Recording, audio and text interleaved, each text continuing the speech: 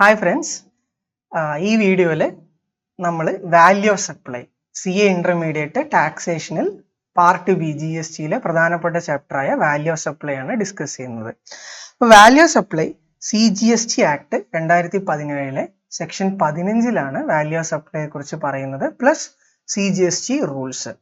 ഇത് രണ്ടുമാണ് വാല്യൂ ഓഫ് സപ്ലൈയുടെ പ്രൊവിഷൻസ് ഡീൽ ചെയ്യുന്ന സ്റ്റാറ്റ്യൂട്ട്. ഓക്കെ, അപ്പോൾ ഈ വാല്യൂ ഓഫ് സപ്ലൈ വരുന്നതിന് മുന്നേ നമുക്ക് അതിൻ്റെ ഒരു ബാക്ക്ഗ്രൗണ്ടിനെ കുറിച്ച് ചർച്ച ചെയ്യാം, എന്നിട്ട് വാല്യൂ ഓഫ് സപ്ലൈയിൽ പോവാം.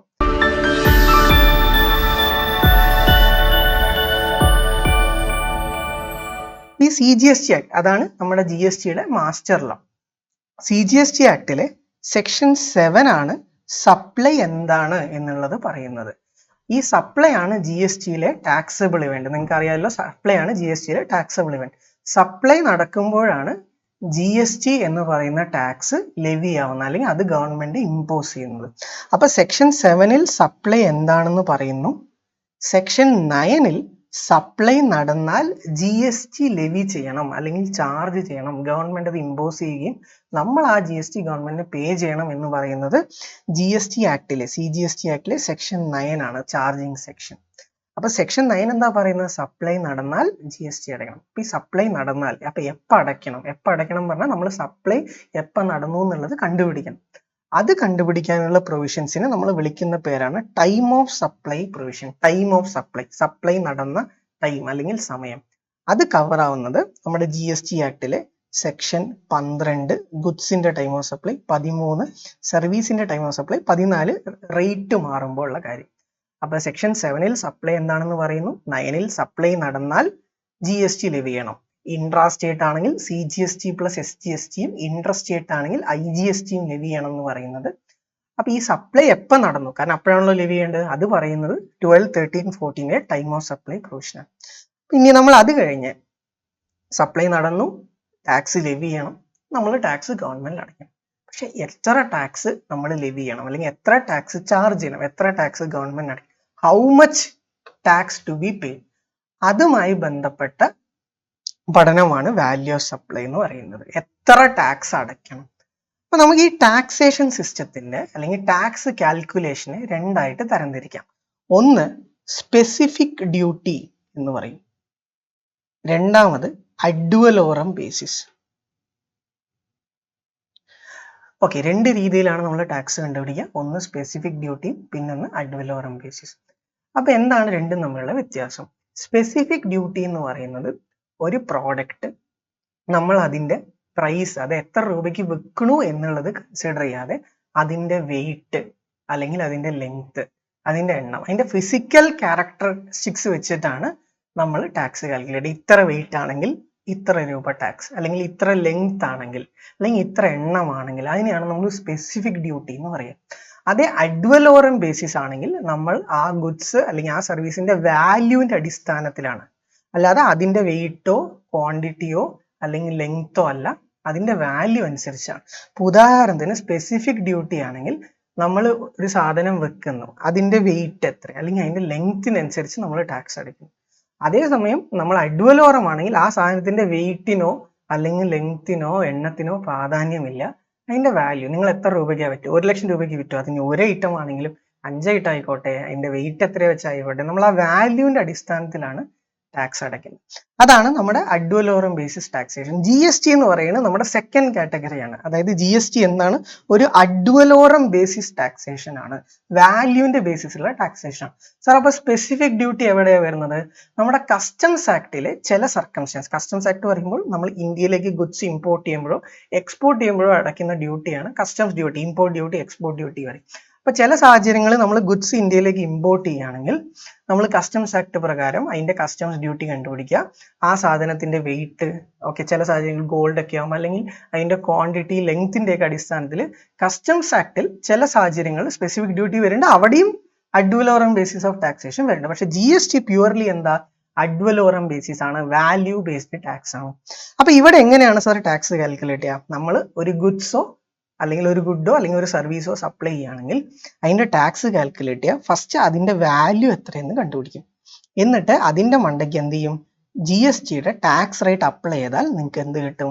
ടാക്സ് എത്രയാണെന്ന് കിട്ടും. അപ്പം നമ്മൾ ഒരു പ്രൊഡക്റ്റോ സർവീസോ സപ്ലൈ ചെയ്യുകയാണെങ്കിൽ അതിന്റെ വാല്യൂ എത്ര, അതിന്റെ ക്വാണ്ടിറ്റി, വെയിറ്റ്, ലെങ്ത് ഒന്നുമല്ല, അതിന്റെ വാല്യൂ എത്ര രൂപയുടെ സാധനമാണ് നമ്മൾ സപ്ലൈ ചെയ്തത് ഇൻഡു അതിന്റെ അപ്രോപ്രിയേറ്റ് ആയിട്ടുള്ള ടാക്സ് റേറ്റ് എത്രയാണെന്നുള്ളത് കണ്ടുപിടിച്ച് മൾട്ടിപ്ലൈ ചെയ്താൽ GST. അപ്പൊ ഇവിടെ രണ്ട് കാര്യങ്ങളാണ് ശ്രദ്ധിക്കേണ്ടത്. സാർ ഈ GSTയുടെ റേറ്റ് എവിടുന്ന് കിട്ടും? GSTയുടെ റേറ്റ് കിട്ടുക നിങ്ങൾ സപ്ലൈ ചെയ്തത് ഒരു ഗുഡ്സ് ആണെങ്കിൽ ഗുഡ്സിന്റെ HSN code, harmonised system of nomenclature, HSN code നമ്മൾ ഫസ്റ്റ് ചാപ്റ്ററിൽ ചിലപ്പോൾ നിങ്ങൾ കേട്ടിട്ടുണ്ടാവും. HSN കോഡ് കസ്റ്റംസ് താരിഫ് ആക്ടിലെ ഫസ്റ്റ് ഷെഡ്യൂളിൽ നിന്ന് HSN കോഡ് കിട്ടും. ആ കോഡ് ഉപയോഗിച്ച് സെൻട്രൽ ഗവൺമെന്റ് GST കൗൺസിലിന്റെ റെക്കമെൻഡേഷന്റെ അടിസ്ഥാനത്തിൽ നോട്ടിഫിക്കേഷൻ ഇറക്കും GST റേറ്റ് എത്രയെന്ന്. ആ റേറ്റ് നമുക്ക് കണ്ടുപിടിക്കാം. അപ്പൊ നമ്മൾ ഏത് പ്രോഡക്റ്റ് ആണോ സപ്ലൈ ചെയ്തത് അതിന്റെ HSN കോഡ് ആദ്യം കസ്റ്റംസ് താരിഫ് ആക്ടിലെ ഷെഡ്യൂൾ 1 നിന്നും എടുക്കുക. എന്നിട്ട് ആ കോഡ് വെച്ച് സെൻട്രൽ ഗവൺമെന്റ് GST കൗൺസിലിന്റെ റെക്കമെൻഡേഷന്റെ അടിസ്ഥാനത്തിൽ റിലീസ് ചെയ്ത അല്ലെങ്കിൽ നോട്ടിഫൈ ചെയ്ത ടാക്സ് റേറ്റ് എന്താണ്, അപ്രോപ്രിയേറ്റ് ടാക്സ് റേറ്റ് എന്നുള്ളത് കണ്ടുപിടിക്കുക. എന്നിട്ട് നമുക്ക് റേറ്റ് ഫിക്സ് ചെയ്യാൻ പറ്റും. സർവീസ് ആണെങ്കിൽ HSN കോഡ് അല്ല, SAC code, service accounting code വെച്ച് നമ്മൾ ഇതേപോലെ ഗവൺമെന്റിന്റെ ടാക്സ് നോട്ടിഫിക്കേഷനിൽ പോയിട്ട് റേറ്റ് കണ്ടുപിടിക്കും. ആ റേറ്റിന് നമ്മൾ എന്തുമായിട്ടാണ് മൾട്ടിപ്ലൈ ചെയ്യേണ്ടത്? വാല്യൂ ആയിട്ട്. സാർ ആ വാല്യൂ എവിടെ നിന്ന് കിട്ടും? അതിനാണ് നമ്മുടെ ഈ സെക്ഷൻ 15 റൂളും. അതാണ് നമ്മൾ ഫർദർ ഈ ചാപ്റ്ററിൽ ഡിസ്കസ് ചെയ്യാൻ പോകുന്നത്. അപ്പൊ വാല്യൂ ഇൻടു ടാക്സ് റേറ്റ് ആണ് നമുക്ക് GSTയുടെ എമൗണ്ട് എത്രയാണെന്ന് കണ്ടുപിടിക്കാൻ പറ്റും. ടാക്സ് റേറ്റ് ഗവൺമെന്റ് നോട്ടിഫിക്കേഷനിൽ നിന്ന് കിട്ടും, വാല്യൂ നമ്മൾ ഫർദർ പഠിക്കും. ഓക്കെ, അപ്പൊ വാല്യൂ സപ്ലൈയിൽ നമ്മുടെ സെക്ഷൻ 15 റൂൾസും. പക്ഷെ തൽക്കാലം CA ഇന്റർമീഡിയറ്റ് ലെവലിൽ നമുക്ക് റൂൾസ് അപ്ലിക്കബിൾ ആവുന്നില്ല, CA ഫൈനലില് റൂൾസ് അപ്ലിക്കബിൾ ആവുന്നുള്ളൂ. ഇപ്പൊ സെക്ഷൻ 15 5 സബ്സെക്ഷൻ ആണുള്ളത്. സബ്സെക്ഷൻ 1 ട്രാൻസാക്ഷൻ വാല്യൂ എന്താണെന്നാണ് ഡിസ്കസ് ചെയ്യുന്നത്. വളരെ പ്രധാനപ്പെട്ട ഒരു ടോപ്പിക് ആണ് ട്രാൻസാക്ഷൻ വാല്യൂ. ഓക്കെ, ഇനി 15(2) നമ്മൾ ഈ വാല്യൂ ഓഫ് സപ്ലൈ കണ്ടുപിടിക്കുമ്പോൾ ചില സാധനങ്ങൾ ആഡ് ചെയ്യും, ഇൻക്ലൂഷൻസ് ഇൻ വാല്യൂ. അത് ഏതൊക്കെയാണ്? അതാണ് 15(2) ഡിസ്കസ് ചെയ്യുന്നത്. ഇനി സബ്സെക്ഷൻ 3 15 സബ്സെക്ഷൻ 3 ചില കാര്യങ്ങൾ നമ്മൾ ഒഴിവാക്കും വാല്യൂ കണ്ടുപിടിക്കുമ്പോൾ. അതിനെ നമ്മൾ എക്സ്ക്ലൂഷൻസ് ഇൻ വാല്യൂ എന്ന് പറഞ്ഞ് 15(3) പറയും. മോസ്റ്റ് ഓഫ് ദി കേസസ് അല്ലെങ്കിൽ നമുക്ക് ജനറലി ട്രാൻസാക്ഷൻ വാല്യൂനെയാണ് വാല്യൂ ഓഫ് സപ്ലൈ എടുക്കുക. ട്രാൻസാക്ഷൻ വാല്യൂ എന്താണെന്നുള്ളത് നമ്മൾ ചർച്ച ചെയ്തിട്ടില്ല. പക്ഷെ ട്രാൻസാക്ഷൻ വാല്യൂനെയാണ് ജനറലി വാല്യൂ ഓഫ് സപ്ലൈ എടുക്കുക. പക്ഷെ എപ്പോഴും അങ്ങനെ ആവണമെന്നില്ല. ചില സാഹചര്യങ്ങളിൽ ഈ 15(1) ഫെയിൽ ആവും. 15(1) ഫെയിൽ ആവും പറഞ്ഞാൽ ഇതിനെ നമുക്ക് വാല്യൂ ആയിട്ട് എടുക്കാൻ പറ്റില്ല. അപ്പൊ നമുക്ക് ടാക്സ് അടയ്ക്കാതിരിക്കാൻ പറ്റുമോ? പറ്റില്ല. അവിടെ ആ സാഹചര്യത്തിൽ വാല്യൂ എങ്ങനെ കണ്ടുപിടിക്കണം എന്ന് എവിടെ പറയുന്നുണ്ട്? CGST റൂളിൽ പറയുന്നുണ്ട്. CGST റൂൾ, അതായത് CGSTയിലെ റൂൾ 27-35 ആണ് ഈ വാല്യുവേഷനെ കുറിച്ച് ബന്ധപ്പെട്ട് പറയുന്നത്. ആ റൂളിൽ പറയുന്നുണ്ട്. പക്ഷെ തൽക്കാലം അത് നമുക്ക് ഇന്റർമീഡിയറ്റ് ലെവലില്ല, ഫൈനൽ ലെവലിൽ പഠിക്കും. എപ്പോഴാ? ട്രാൻസാക്ഷൻ വാല്യൂവിനെ നമുക്ക് വാല്യൂ ആയിട്ട് എടുക്കാൻ പറ്റാതെ വരുമ്പോൾ.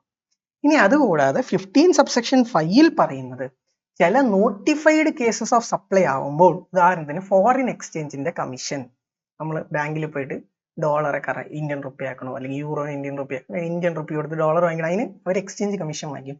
ഇൻഷുറൻസ് പ്രീമിയം, ലോട്ടറി പോലെ സാഹചര്യങ്ങളിൽ നമ്മൾ എങ്ങനെ വാല്യൂ ഓഫ് സപ്ലൈ കണ്ടുപിടിക്കണം എന്നുള്ളതും CGST റൂൾ 27-35 അതിൽ കവർ ചെയ്യുന്നുണ്ട്.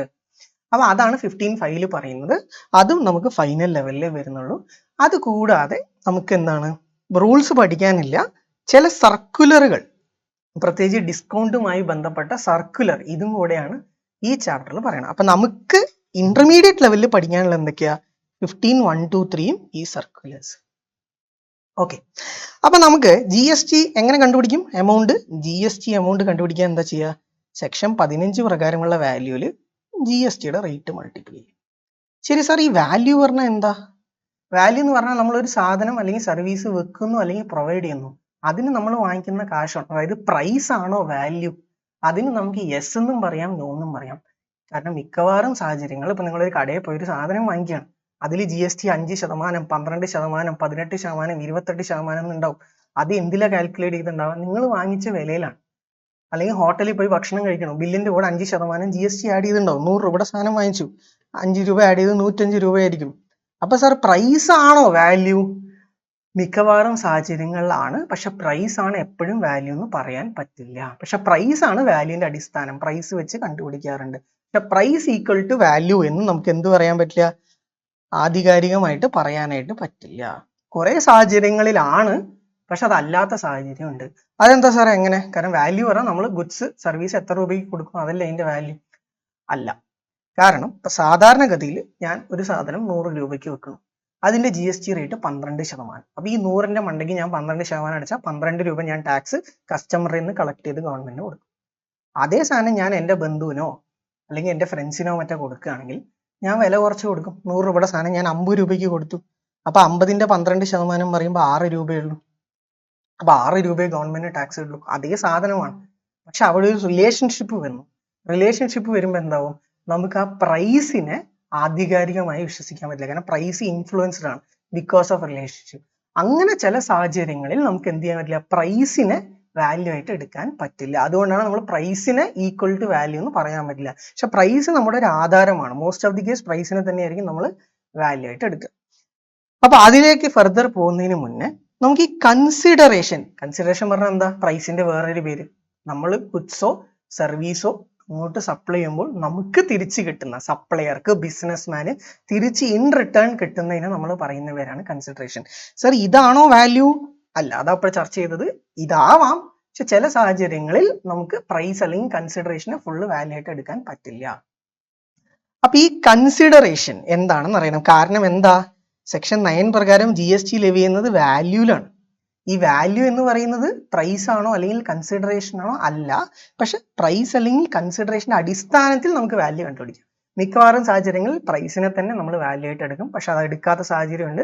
അപ്പൊ നമുക്ക് കുറച്ചും കൂടെ ആപ്റ്റ് ആയിട്ട് പറയുന്നത് എന്താ, കൺസിഡറേഷന്റെ അടിസ്ഥാനത്തിൽ നമുക്ക് വാല്യൂ കണ്ടുപിടിക്കാം. അപ്പൊ അതിന് നമുക്ക് ആദ്യം എന്തറിയണം, കൺസിഡറേഷൻ എന്താണെന്ന് പറയാം. നിങ്ങൾ ലോയിൽ ഫൗണ്ടേഷനിലോ അല്ലെങ്കിൽ BComലൊക്കെ പഠിച്ചിട്ടുണ്ടാവും. കൺസിഡറേഷൻ പറഞ്ഞാൽ എന്താ, സംതിങ് ഇൻ റിട്ടേൺ. നമ്മൾ ഒരു ഗുഡ്സ് വിൽക്കുമ്പോൾ അല്ലെങ്കിൽ സർവീസ് പ്രൊവൈഡ് ചെയ്യുമ്പോൾ റെസിപ്പിയന്റ് നിന്ന്, കസ്റ്റമറിൽ നിന്ന് നമുക്ക് കിട്ടുന്നതാണ് എന്ത്, കൺസിഡറേഷൻ. സാധാരണക്കാരുടെ ഭാഷയിൽ പറഞ്ഞാൽ പ്രൈസ്. ഓക്കെ, അപ്പൊ അത് price not always equal to value of supply. അപ്പൊ എന്താണ് സാർ കൺസിഡറേഷൻ? നമ്മൾ ഒരു ഗുഡ്സ് അല്ലെങ്കിൽ സർവീസ് സപ്ലൈ ചെയ്യുമ്പോൾ അതിന് പ്രത്യുപകാരമായിട്ട്, റെസ്പോൺസ് ആയിട്ട് റെസിപ്പിയൻ, അതായത് ആ സാധനം അല്ലെങ്കിൽ സർവീസ് കിട്ടുന്ന ആളോ അയാളുടെ ബിഹാഫിൽ വേറൊരാളോ തരുന്നതാവാം. അപ്പൊ എപ്പോഴും കൺസിഡറേഷൻ പറഞ്ഞാൽ കസ്റ്റമർ തന്നെ അല്ലെങ്കിൽ കൺസ്യൂമർ തന്നെ തരണം എന്നില്ല. അപ്പൊ നിങ്ങൾ സ്കൂളിൽ പഠിച്ചു, കോളേജിൽ പഠിച്ചു, അല്ലെങ്കിൽ ഏതെങ്കിലും കോച്ചിങ് ഇൻസ്റ്റിറ്റ്യൂട്ടിൽ പഠിച്ചു. ആ സമയത്ത് റെസിപ്പിയന്റ് ഓഫ് സർവീസ് ആരാണ്?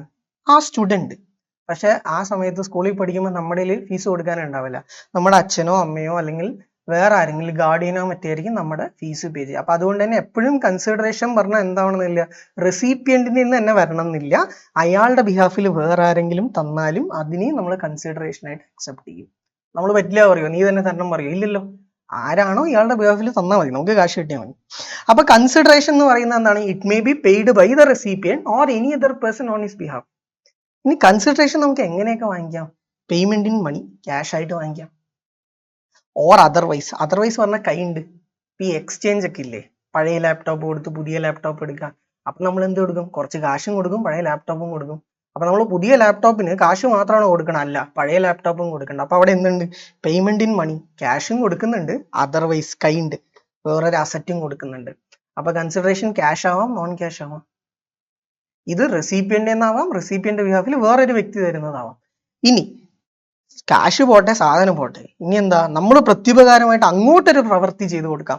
Monetary value of an act. നമ്മൾ ഒരാൾക്ക് ഗുഡ്സോ സർവീസോ കൊടുത്തു, അതിന് തിരിച്ച് അയാൾ കാശ് തരുന്നതിന് അയാൾ വേറൊരു കാര്യം നമുക്ക് ചെയ്തു തന്നു, അതും ആവാലോ, ബാർട്ടർ പോലെ. ഓക്കെ, അപ്പൊ അതിന്റെ വാല്യൂ, മോണിറ്ററി വാല്യൂ എത്രയാണ്? ഓക്കെ, ഞാനൊരു സ്റ്റുഡന്റിനെ പഠിപ്പിച്ചു. ആ സ്റ്റുഡന്റിന്റെ ഫാദറോ അല്ലെങ്കിൽ മദറോ നമുക്ക് വേറൊരു സർവീസ് പ്രൊവൈഡ് ചെയ്ത് തരുന്നു. അപ്പൊ ആ സർവീസിന്റെ വാല്യൂ നമുക്ക് കിട്ടുന്ന കൺസിഡറേഷൻ. അപ്പൊ നമുക്ക് എന്തായിട്ട് കിട്ടാം? ക്യാഷ് ആയിട്ട് കിട്ടാം, നോൺ ക്യാഷ് ആയിട്ട് വല്ല അസറ്റ് ആയിട്ട് കിട്ടാം, അല്ലെങ്കിൽ നമുക്കൊരു പ്രവൃത്തി ഇങ്ങോട്ട് ചെയ്തു തരും, അതിന്റെ മോണിറ്ററി വാല്യൂ ആവാം. അല്ലെങ്കിൽ ഫോർബിയറൻസ്, ഒരു പ്രവൃത്തി ചെയ്യാതിരിക്കുന്നു.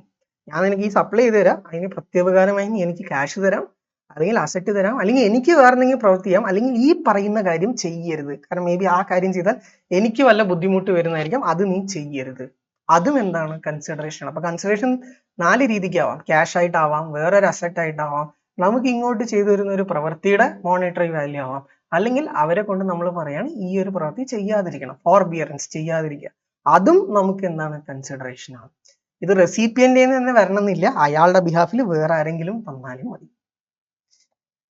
ഇനി സെൻട്രൽ ഗവൺമെന്റോ സ്റ്റേറ്റ് ഗവൺമെന്റോ സബ്സിഡി തരികയാണ്. അതിനെ നമ്മൾ കൺസിഡറേഷൻ ആയിട്ട് കൺസിഡർ ചെയ്യില്ല. ഉദാഹരണത്തിന് ഞാൻ കുട്ടികൾക്ക് ബുക്കൊക്കെ വെക്കുകയാണ്. ആ ബുക്ക് വെക്കുമ്പോൾ ഗവൺമെന്റ് ഒരു സ്കീം കൊണ്ടുവന്നു, ലൈക്ക് താഴെ തട്ടിലുള്ള വിദ്യാർത്ഥികൾക്ക് കൊടുക്കുകയാണെങ്കിൽ നിങ്ങൾ വില കുറഞ്ഞ് വെക്കണം, അതിന് എന്താണോ ലോസ് അത് ഗവൺമെന്റ് തരും. ആ എമൗണ്ടിനെ നമ്മൾ കൺസിഡറേഷനായി കൺസിഡർ ചെയ്യില്ല. കാരണം സബ്സിഡി കൊടുക്കുമ്പോൾ സെൻട്രൽ ഗവൺമെന്റോ സ്റ്റേറ്റ് ഗവൺമെന്റോ തന്നാൽ സബ്സിഡിനെ നമ്മൾ കൺസിഡറേഷനായി കൺസിഡർ ചെയ്യില്ല. അപ്പൊ വേറെ ആരെങ്കിലും തന്നാലോ അത് കൺസിഡറേഷൻ ആണ്, അതിനെയും കൂടെ നമ്മൾ വാല്യൂ ഓഫ് സപ്ലൈയിൽ ഉൾപ്പെടുത്തണം. ഇത് നമ്മൾ ഫർദർ 15(2) പോകുമ്പോൾ മനസ്സിലാവും. ഈ ഡെപ്പോസിറ്റ് കൺസിഡറേഷൻ ആണോ? നിങ്ങളൊരു പുതിയ സ്ഥലത്തേക്ക് മാറുകയാണ്, താമസം വാടകയ്ക്ക്. അപ്പൊ നമ്മൾ മാസം മാസം വാടക കൊടുക്കുന്നതിന്റെ കൂടെ തന്നെ തുടക്കത്തിൽ എന്ത് കൊടുക്കും? ഒരു അഡ്വാൻസ് അല്ലെങ്കിൽ ഡെപ്പോസിറ്റ് കൊടുക്കും. ഈ ഡെപ്പോസിറ്റ് കൺസിഡറേഷൻ ആണോ? സാധാരണഗതിയിൽ അല്ല. കാരണം എന്താ? നമ്മൾ ആ സ്ഥലം വിട്ടിറങ്ങുമ്പോൾ ആ ഡെപ്പോസിറ്റ് അവർ തിരിച്ചു തരണം. നമ്മൾ പെർമനന്റ് ആയിട്ട് അത് കൈമാറുകയല്ല, ഒരു സെക്യൂരിറ്റി പർപ്പസ് അല്ലെങ്കിൽ ഒരു സേഫ്റ്റി പർപ്പസിന് കൊടുക്കുകയാണ്. അത് നമുക്ക് തിരിച്ച് റീഫണ്ടബിൾ ആണ്. അതുകൊണ്ട് തന്നെ ഡെപ്പോസിറ്റ് സാധാരണഗതിയിൽ കൺസിഡറേഷൻ അല്ല. കാരണം പെർമനന്റ്ലി നമ്മുടെ കയ്യിൽ നിന്ന് പോയിട്ടില്ല, റെസിപ്പിയന്റിൽ നിന്ന് സപ്ലയർക്ക് പോയിട്ടില്ല. പക്ഷെ അത് കൺസിഡറേഷൻ ആവും എപ്പോ? നമ്മൾ ഒരു മാസം വാടക കൊടുത്തില്ല. അപ്പൊ അയാൾ എന്ത് ചെയ്യും? ആ ഡെപ്പോസിറ്റിനെ പിടിച്ച് വാടകയിലേക്ക് അഡ്ജസ്റ്റ് ചെയ്യും. ആ സമയത്ത് എത്രയാണോ അഡ്ജസ്റ്റ് ചെയ്ത് ആ എമൗണ്ട് മാത്രം കൺസിഡറേഷൻ ആയിട്ട് കൺസിഡർ ചെയ്യും. നിങ്ങൾ റെന്റ് കൊടുത്തതായിട്ട് കൺസിഡർ. ഭാവിയിൽ ഇറങ്ങുമ്പോഴോ ആ എമൗണ്ട് കഴിച്ചിട്ടേ തരുള്ളൂ. അതിനർത്ഥം ആ ഡെപ്പോസിറ്റ് കൊടുത്ത എമൗണ്ടിന് അയാൾ റെന്റ് ആയിട്ട് കൺസിഡർ ചെയ്യും. അപ്പൊ കൺസിഡറേഷൻ എന്ന് പറഞ്ഞാൽ എന്താണ്? Paid by recipient or any other person on his behalf. Okay, it may be in money or otherwise, that is kind ആവാം, വേറെ എന്തെങ്കിലും അസറ്റ് ആവാം, monetary value of an action or forbearance, ചെയ്യാതിരിക്കുന്നതുമാവാം. സബ്സിഡി കിട്ടിയാൽ സാധാരണഗതിയിൽ കൺസിഡറേഷൻ ആണ്. പക്ഷെ central ഗവൺമെന്റോ state ഗവൺമെന്റോ തന്ന സബ്സിഡി ആണെങ്കിൽ കൺസിഡറേഷൻ അല്ല. ഡെപ്പോസിറ്റ് ജനറലി കൺസിഡറേഷൻ അല്ല, കാരണം നമ്മൾ ആ ഗുഡ്സിനോ സർവീസിനോ കൊടുക്കുന്നതല്ല, കാരണം അത് തിരിച്ചു കിട്ടും. പക്ഷെ നമ്മുടെ ആ ഡെപ്പോസിറ്റിനെ കൺസിഡറേഷൻ ആയിട്ട് അല്ലെങ്കിൽ നമ്മൾ കൊടുക്കേണ്ട പേയ്മെന്റിലേക്ക് അഡ്ജസ്റ്റ് ചെയ്താൽ ആ ഡെപ്പോസിറ്റ് എമൗണ്ട് നമ്മൾ കൺസിഡറേഷൻ ആയിട്ട് എന്ത് ചെയ്യേണ്ടി വരും? എടുക്കേണ്ടതായിട്ട് വരും. അപ്പൊ ഈ കൺസിഡറേഷൻ നമ്മുടെ ഭാഷയിൽ പറയുകയാണെങ്കിൽ ഒരു ഗുഡ്സോ സർവീസോ കിട്ടിയതിന് നമ്മൾ അങ്ങോട്ട് കൊടുക്കുന്നതാണ് കൺസിഡറേഷൻ. വേറെ രീതിക്ക് പറഞ്ഞാൽ പ്രൈസ്. ഇതാണോ വാല്യൂ ഓഫ് സപ്ലൈ? ആവാം, ബട്ട് എപ്പോഴും ആവണം എന്നില്ല. അപ്പൊ അടുത്തത് നമ്മൾ സെക്ഷൻ 15 ഓരോ സബ്സെക്ഷൻ ആയിട്ട് ഡീൽ ചെയ്യാൻ പോവാണ്. അപ്പൊ സെക്ഷൻ 15(1) ട്രാൻസാക്ഷൻ വാല്യൂ എന്താണെന്ന് പറയുന്നത്. അപ്പൊ നമുക്ക് ആദ്യം എന്താണ് ഈ ട്രാൻസാക്ഷൻ വാല്യൂ എന്ന് നോക്കാം. ട്രാൻസാക്ഷൻ വാല്യൂ എന്താ പറയുന്നത്? ട്രാൻസാക്ഷൻ വാല്യൂ പറഞ്ഞാൽ price actually paid or payable for supply of goods service or good. നിങ്ങൾക്ക് ഒരാൾ ഗുഡ്സോ സർവീസോ അല്ലെങ്കിൽ രണ്ടെണ്ണം കൂടെ വിൽക്കുകയാണെങ്കിൽ, പ്രൊവൈഡ് ചെയ്യുകയാണെങ്കിൽ, നിങ്ങൾ അയാൾക്ക് ആക്ച്വലി കൊടുക്കേണ്ട പ്രൈസ് അല്ലെങ്കിൽ നിങ്ങൾ കൊടുത്ത പ്രൈസ്, നിങ്ങൾ ഓൾറെഡി കൊടുത്തു കഴിഞ്ഞു, ക്യാഷ് പർച്ചേസ് ആണെങ്കിൽ, ക്രെഡിറ്റ് പർച്ചേസ് ആണെങ്കിൽ ഫ്യൂച്ചറിൽ കൊടുക്കും. അപ്പൊ നിങ്ങൾക്ക് കിട്ടിയ ഗുഡ്സിനോ സർവീസിനോ അല്ലെങ്കിൽ രണ്ടും കിട്ടിയാൽ രണ്ടിനും കൂടെ ചേർത്തി നിങ്ങൾ സപ്ലയർക്ക് കൊടുക്കേണ്ട എമൗണ്ട് കൊടുത്തിട്ടില്ലെങ്കിൽ അല്ലെങ്കിൽ കൊടുത്ത എമൗണ്ട്, ആക്ച്വലി കൊടുത്ത എമൗണ്ട്. എന്താ സാർ ഈ ആക്ച്വലി? MRP അല്ല, കാരണം എപ്പോഴും MRPയിൽ വിൽക്കണം എന്നില്ല. നിങ്ങളുടെ സെയിലിന്, നിങ്ങളുടെ പർച്ചേസിന്, ആ ഒരു പർട്ടിക്കുലർ സെയിൽ അല്ലെങ്കിൽ പർച്ചേസിന് നിങ്ങൾ എത്ര പ്രൈസ് കൊടുത്തു, ഓൾറെഡി കൊടുത്താണെങ്കിൽ എത്ര, ഇനി കൊടുത്തിട്ടില്ല, ക്രെഡിറ്റ് പർച്ചേസ് അല്ലെങ്കിൽ സെയിൽ ആകുമ്പോൾ എന്താ ഫ്യൂച്ചറിലെ പേയ്മെന്റ് കൊടുക്കുക, എത്ര കൊടുക്കണം. ആ ഒരു ട്രാൻസാക്ഷന്റെ ആക്ച്വൽ പ്രൈസ് എത്രയാണോ അതിനെയാണ് ട്രാൻസാക്ഷൻ വാല്യൂ. ഒന്നുമില്ല, നമ്മളൊരു കടയിൽ പോയിട്ട് പൊറോട്ടയും വല്ല കറിയും വാങ്ങിച്ച് കഴിച്ചു, ആ ബില്ലിൽ എത്രയാണോ നിങ്ങൾ ആക്ച്വലി കൊടുത്ത് അതിന്റെ ട്രാൻസാക്ഷൻ വാല്യൂ. നമ്മുടെ സാധാ ഭാഷയിൽ പറഞ്ഞ പ്രൈസ്. പക്ഷെ ആക്ച്വലി പെയ്ഡ് MRP അല്ല, ആവറേജ് പ്രൈസ് അല്ല, നോർമൽ സെല്ലിംഗ് പ്രൈസ് അല്ല. ഓക്കെ, ആ ഒരു ട്രാൻസാക്ഷനിൽ നമ്മൾ കൊടുത്ത എമൗണ്ട് അല്ലെങ്കിൽ കൊടുക്കേണ്ട എമൗണ്ട്, അതിനെയാണ് നമ്മൾ എന്ത് പറയുന്നത്? Transaction value. ഇനി ഈ പറഞ്ഞ ട്രാൻസാക്ഷൻ വാല്യൂ, അതായത് നമ്മൾ ഒരു ഗുഡ്സോ സർവീസോ റിസീവ് ചെയ്യുമ്പോൾ, സപ്ലൈ ആയിട്ട് റിസീവ് ചെയ്യുമ്പോൾ നമ്മൾ ആക്ച്വലി പേ ചെയ്യേണ്ട പ്രൈസ് അല്ലെങ്കിൽ ആക്ച്വലി പേ ചെയ്ത പ്രൈസ്. ഓക്കെ, MRP അല്ല, ആവറേജ് പ്രൈസ് അല്ല, അതിൽ സ്റ്റിക്കറിൽ ഒട്ടിച്ച പ്രൈസ് അല്ല. ഓക്കെ, നിങ്ങൾ ആക്ച്വലി ആ ട്രാൻസാക്ഷന് കൊടുക്കേണ്ട പ്രൈസ് അല്ലെങ്കിൽ കൊടുത്ത പ്രൈസ്, അതാണല്ലോ ട്രാൻസാക്ഷൻ വാല്യൂ. ഇനി ഇതാണോ സർ വാല്യൂ ഓഫ് സപ്ലൈ? ആണ്. പക്ഷെ അതിന് നമ്മൾ എന്ത് ചെയ്യണം? രണ്ട് കണ്ടീഷൻ സാറ്റിസ്ഫൈഡ് ആണോ നോക്കണം. അപ്പൊ എന്താണ് ഒന്നാമത്തെ കണ്ടീഷൻ? ആ ഒരു സപ്ലൈയിലെ സപ്ലയർ, ഗുഡ്സോ സർവീസോ പ്രൊവൈഡ് ചെയ്യുന്ന ആളും റെസിപ്പിയന്റും റിലേറ്റഡ് ആവരുത്. അവർ രണ്ടുപേരും എന്താവരുത്? റിലേറ്റഡ് ആവരുത്. റെസിപ്പിയന്റും സപ്ലയറും എന്താവരുത്? റിലേറ്റഡ് ആവരുത്. അതെന്താ സാർ റിലേറ്റഡ് ആയ പ്രശ്നം? അതാണ് ഞാൻ മുന്നേ ഒരു എക്സാമ്പിളിൽ പറഞ്ഞത്. റിലേറ്റഡ് ആകുമ്പോൾ നമുക്ക് പ്രൈസിനെ വിശ്വസിക്കാൻ പറ്റില്ല, നമ്മൾ കുറഞ്ഞ വിലയ്ക്ക് വെക്കും. അപ്പൊ ഈ പ്രൈസിന്റെ അടിസ്ഥാനത്തിലാണ് GST കാൽക്കുലേറ്റ് ചെയ്യുക. കുറഞ്ഞ പ്രൈസിൽ GST കാൽക്കുലേറ്റ് ചെയ്താൽ ഗവൺമെന്റിന് റവന്യൂ ലോസ് വരും. സാധാരണ ആൾക്കാർക്ക് 100 രൂപയ്ക്ക് വെക്കുമ്പോൾ അതിന്റെ 5% പറയുമ്പോൾ ഗവൺമെന്റ് 5 റുപ്യ കിട്ടും. പക്ഷെ അറിഞ്ഞ ആളായതുകൊണ്ട് 80 റുപ്യക്ക് വിറ്റു. അപ്പൊ അതിന് 5% പറയുമ്പോൾ 4 രൂപയെ കിട്ടുള്ളൂ ഗവൺമെന്റിന്. അപ്പൊ ഗവൺമെന്റിന് റവന്യൂ ലോസ് വരും. അതുകൊണ്ടാണ് റിലേറ്റഡ് ആയ ആൾക്കാരാണ് ഈ പ്രൈസിനെ നമ്മൾ വിശ്വസിക്കുന്നത്. പക്ഷെ അവര് രണ്ടുപേരും റിലേറ്റഡ് അല്ല. സപ്ലയറും റെസിപ്പിയന്റും റിലേറ്റഡ് അല്ലെങ്കിൽ വില കുറഞ്ഞ് വിൽക്കില്ലല്ലോ. അപ്പൊ സപ്ലയറും റെസിപ്പിയന്റും റിലേറ്റഡ് അല്ലെങ്കിൽ നോട്ട് റിലേറ്റഡ് ആണെങ്കിൽ നമുക്ക് ഒരു കണ്ടീഷൻ സാറ്റിസ്ഫൈ. രണ്ടാമത്തെ എന്താ? പ്രൈസ് മാത്രമായിരിക്കണം സോൾ കൺസിഡറേഷൻ. അത് ഞാൻ നിനക്ക് കാശും തരാം, പഴയ ലാപ്ടോപ്പും തരാം, അല്ലെങ്കിൽ ഞാൻ നിനക്ക് കാശും തരാം, ഞാൻ നിനക്ക് പ്രത്യുപകാരമായി വേറെ എന്തെങ്കിലും സർവീസും ചെയ്തു തരാം. അപ്പൊ നമുക്ക് പ്രൈസ് മാത്രം എടുത്താൽ പോരാ, അതിന്റെ വാല്യൂ കൂടെ എടുക്കണം. ഇപ്പൊ ഞാനൊരു പഴയ ലാപ്ടോപ്പ് കൊടുത്തു, പ്ലസ് 30,000 രൂപ കൊടുത്തു, പുതിയ ലാപ്ടോപ്പ് വാങ്ങിച്ചു. പുതിയ ലാപ്ടോപ്പിന്റെ വാല്യൂ 30,000 രൂപയാണോ? അല്ല. പുതിയ ലാപ്ടോപ്പിന്റെ വാല്യൂ ഈ 30,000 പ്ലസ് ഈ പഴയ ലാപ്ടോപ്പിന് ഇന്നെന്താണോ വാല്യൂ അത് രണ്ടും ആഡ് ചെയ്യുന്നതാണ് പുതിയ ലാപ്ടോപ്പിന്റെ വാല്യൂ. അപ്പൊ പ്രൈസ് മാത്രം എടുത്താൽ പോരാ അല്ലേ? അപ്പൊ പ്രൈസ് മാത്രം നമ്മൾ എടുക്കണമെങ്കിൽ അത് എന്ത് തരം സപ്ലൈ ആയിരിക്കണം? അവിടെ സപ്ലയറും റെസിപ്പിയന്റും റിലേറ്റഡ് ആവരുത്, എന്നാലേ പ്രൈസിനെ വിശ്വസിക്കാൻ പറ്റുള്ളൂ. പ്ലസ് നിങ്ങളുടെ ആ സപ്ലൈയിൽ പ്രൈസ് മാത്രമേ നിങ്ങൾ കൺസിഡറേഷൻ ആയി കൊടുക്കാൻ പാടുള്ളൂ. വേറെ എന്തെങ്കിലും കൊടുക്കണമെങ്കിൽ അതിന്റെ വാല്യൂ കൂടെ എടുക്കണം. അപ്പൊ it is that type of supply where supplier and recipient are not related and price must be the sole consideration. Price അല്ലാതെ വേറെ നമ്മൾ കൊടുക്കുന്നില്ല. ഈ രണ്ട് കണ്ടീഷനും സാറ്റിസ്ഫൈ ആയാൽ നമുക്ക് ട്രാൻസാക്ഷൻ വാല്യൂ, അതായത് പ്രൈസിനെ തന്നെ വാല്യൂ സപ്ലൈ എടുക്കും. പ്രൈസ് പറയുമ്പോൾ ആക്ച്വൽ പ്രൈസ് കേട്ടോ. ആക്ച്വൽ ആ ട്രാൻസാക്ഷന്റെ ആക്ച്വൽ പ്രൈസിനെ തന്നെ വാല്യൂ സപ്ലൈ എടുക്കാം. അതിന്റെ മണ്ടയ്ക്ക് GST റേറ്റ് അപ്ലൈ ചെയ്താൽ നമുക്ക് എന്ത് കിട്ടും? GSTയുടെ എമൗണ്ട് കിട്ടും. സോ സെക്ഷൻ 15(1) എന്താ പറയുന്നത്? Transaction value equal to value supply when supplier and recipient are not related and price is the sole consideration. Okay. And what is transaction value? Transaction value പറഞ്ഞാൽ എന്താ? നമ്മൾ ഒരു ഗുഡ്സോ സർവീസോ അല്ലെങ്കിൽ ബോത്ത് സപ്ലൈ ചെയ്യുമ്പോൾ അതിന് actually പേ ചെയ്യേണ്ട പ്രൈസ് പേ ചെയ്തിട്ടില്ലെങ്കിൽ, okay, അല്ലെങ്കിൽ ഓൾറെഡി പെയ്ഡ് ആണെങ്കിൽ ആക്ച്വലി പേ ചെയ്ത പ്രൈസ് എന്താണോ, that is price actually paid or payable ആണ് ട്രാൻസാക്ഷൻ വാല്യൂ. അതായിരിക്കും നമ്മുടെ വാല്യൂ ഓഫ് സപ്ലൈ. സർ, അപ്പൊ ഈ സപ്ലയറും റെസിപ്പിയന്റും റിലേറ്റഡ് ആണ്, അല്ലെങ്കിൽ പ്രൈസ് അല്ല സോൾ കൺസിഡറേഷൻ, പ്രൈസിന്റെ കൂടെ വേറെ വല്ലതും കൊടുക്കുന്നുണ്ട്, അപ്പൊ ആ സാഹചര്യത്തിൽ നമ്മൾ എങ്ങനെ വാല്യൂ സപ്ലൈ കണ്ടുപിടിക്കും? അതാണ് നമ്മുടെ സെക്ഷൻ 15 സബ്സെക്ഷൻ 4 പറയുന്നത്. ഈ എബോവ് രണ്ട് കണ്ടീഷനും സാറ്റിസ്ഫൈഡ് അല്ലെങ്കിൽ നമുക്ക് ട്രാൻസാക്ഷൻ വാല്യൂവിന് വാല്യൂ സപ്ലൈ എടുക്കാൻ പറ്റില്ല. അപ്പൊ എന്തിനു വാല്യൂ ആയിട്ട് എടുക്കും? എന്തിനു വാല്യൂ ആയിട്ട് എടുക്കണം എന്നുള്ളത് CGST റൂളില് പറയുന്നുണ്ട്. അത് നമുക്ക് ഫൈനൽ ലെവലിലാണ് പഠിക്കാൻ. ഇനി ഈ സെക്ഷൻ 15 സബ്സെക്ഷൻ 1 ട്രാൻസാക്ഷൻ വാല്യൂ എന്താണോ കണ്ടുപിടിക്കുക, അതിന്റെ കൂടെ 15 സബ്സെക്ഷൻ 2 പറയുന്ന 5 കാര്യങ്ങൾ നമ്മൾ ആഡ് ചെയ്യുകയും 15 സബ്സെക്ഷൻ 3 പറയുന്ന 2 കാര്യങ്ങൾ കുറയ്ക്കുകയും ചെയ്യും. എന്നിട്ട് കിട്ടുന്ന ഫൈനൽ ആൻസർ വാല്യൂ സപ്ലൈ എടുക്കുക. അപ്പൊ എന്താണ്? 15(1) പറയുന്ന ട്രാൻസാക്ഷൻ വാല്യൂന്റെ കൂടെ 15(2) പറയുന്ന ഇൻക്ലൂഷൻസ് ആഡ് ചെയ്യുക, 15(3) പറയുന്ന എക്സ്ക്ലൂഷൻസ് കുറച്ചാൽ നമുക്ക് വാല്യൂ ഓഫ് സപ്ലൈ എന്താണെന്ന് കിട്ടും. ഓക്കെ. ബട്ട് ഈ 15(1) ട്രാൻസാക്ഷൻ വാല്യൂ ഓഫ് സപ്ലൈ എടുക്കണമെങ്കിൽ എന്താണ്? സപ്ലയറും റെസിപ്പിയന്റും റിലേറ്റഡ് ആവരുത്, പ്രൈസ് മാത്രമായിരിക്കണം നമ്മുടെ കൺസിഡറേഷൻ. അങ്ങനെയാണെങ്കിലാണ് നമ്മൾ വാല്യൂ ഓഫ് സപ്ലൈ ആയിട്ട് ട്രാൻസാക്ഷൻ വാല്യൂ എടുക്കുക, price actually paid or paid. അങ്ങനെ അല്ലെങ്കിലോ, ഈ രണ്ട് കണ്ടീഷൻ സാറ്റിസ്ഫൈ ചെയ്തില്ലെങ്കിൽ 15(4) പറയുന്ന CGST റൂളിലേക്ക് പോവുക. ഓക്കെ. ആൻഡ് ഈ ട്രാൻസാക്ഷൻ വാല്യൂന്റെ കൂടെ 15(2) ഇൻക്ലൂഷൻ ആഡ് ചെയ്യുക, 15(3) എക്സ്ക്ലൂഷൻസ് ഒഴിവാക്കുക. ഫൈൻ. അപ്പൊ ഇതാണ് നമ്മുടെ ട്രാൻസാക്ഷൻ വാല്യൂ. അപ്പൊ നമുക്ക് ഇതില് കണ്ടീഷൻ, ഒന്നാമത്തെ കണ്ടീഷൻ എന്താ പറയുന്നത്? സപ്ലയറും റെസിപ്പിയന്റും റിലേറ്റഡ് ആവരുത് അല്ലെ? അപ്പൊ ഈ റിലേറ്റഡ് ആണോ അല്ലയോ എന്നുള്ളത് നമ്മൾ എങ്ങനെ കണ്ടുപിടിക്കും? അത് സെക്ഷൻ 15 എക്സ്പ്ലനേഷൻ ഉണ്ട്, ആരൊക്കെയാണ് റിലേറ്റഡ് പാർട്ടീസ് എന്നുള്ളത്. അത് നമുക്ക് അടുത്ത വീഡിയോയിൽ നോക്കാം. Thank you.